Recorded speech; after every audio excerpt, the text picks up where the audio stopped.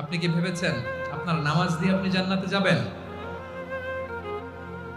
আপনি তাহাজ্জুদ গুজার, সেজদা দিতে দিতে কপালে দাগ ফেলেছেন, এটা আপনারা জান্নাতে নেবে না।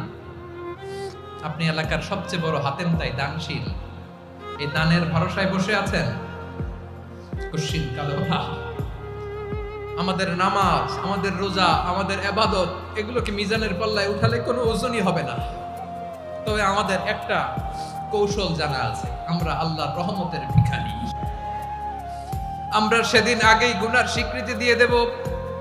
আমরা বলবো, আল্লাহ তুমি প্রশ্ন করার আগে তোমার একটা কথা বলি, আমারে কিছু জিজ্ঞেস করো না, আমি সব করেছি।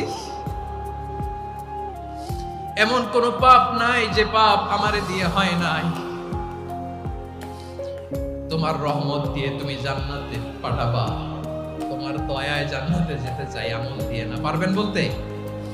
কিয়ামতের দিন আমরা বলবো, আল্লাহ আমার আমল দিয়ে জান্নাত চাই না, আমি তোমার দয়া দিয়ে জান্নাত চাই। তোমার দয়া ছাড়া আমার কোনো উপায় নাই।